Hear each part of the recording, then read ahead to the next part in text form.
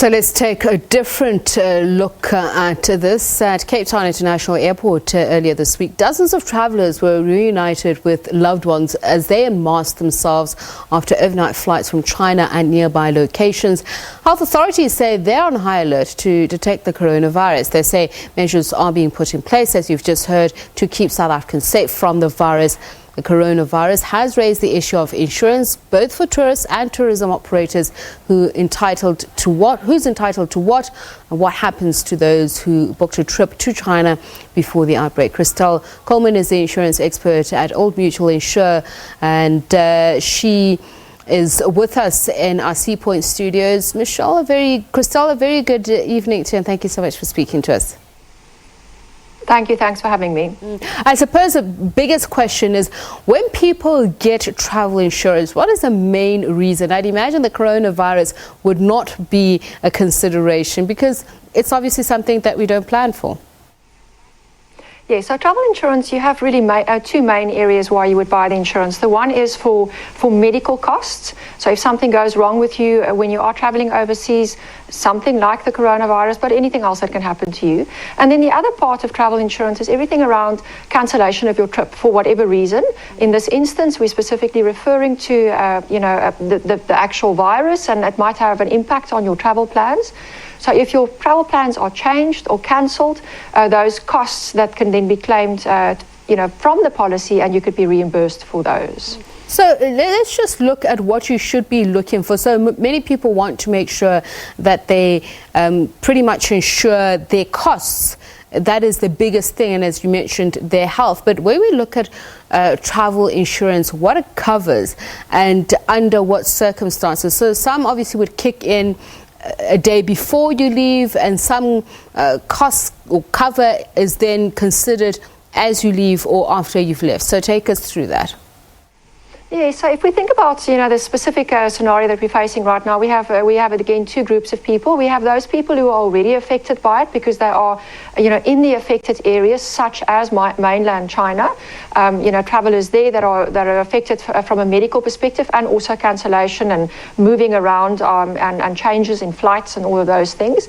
And then you have people who are still in South Africa who have planned trips to the affected areas and who are now concerned about the impact on their travel costs and how they will get reimbursed for those costs. So the travel insurance policy typically kicks in when you buy it, even if your trip is in the future. And if something goes wrong leading up to your trip, so you perhaps experience a medical emergency in South Africa and you can't travel, you would typically have cover for the reimbursements of the costs due to the cancellation of the trip.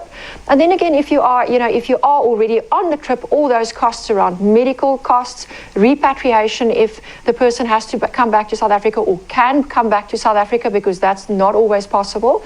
And then of course, while you are overseas and something goes wrong and you need to have a change in your travel plans, typically those costs would be covered by your travel insurance policy.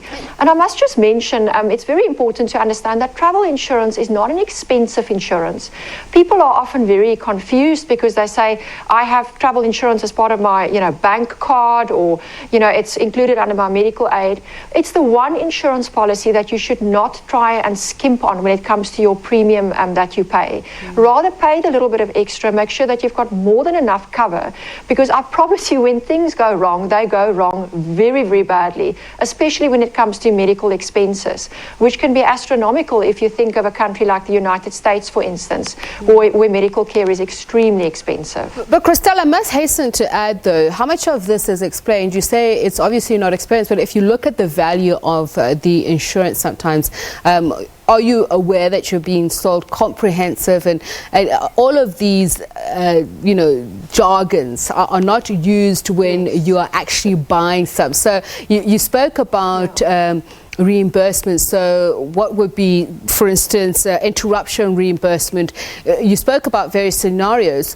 How well do you plan for something like that? If you are in China, I was reading an article about a young man who says he was fortunate that he was one of those who actually managed to get one of the last flights out, and now he's holidaying, I think, in nearby Vietnam or something.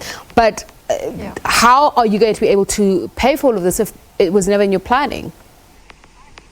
I definitely think where we find ourselves today with the coronavirus, which is a very serious and unprecedented set of circumstances, what we have to understand is local government and authorities have got the say over who does what. So insurance companies can only do so much. If large airlines and cruise ship operators decide to cancel trips to and fro from these areas, there's nothing that an insurance company can do.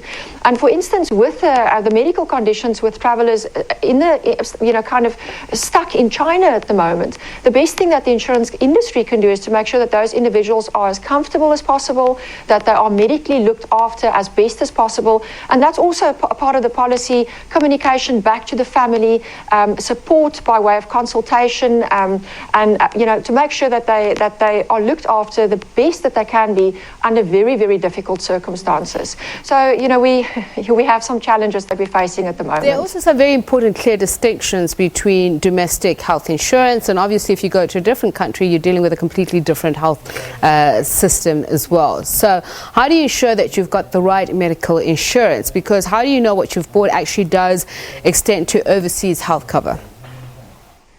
So that's why you buy travel insurance, because travel insurance are specifically, international travel insurance are specifically crafted for the needs of the international traveler.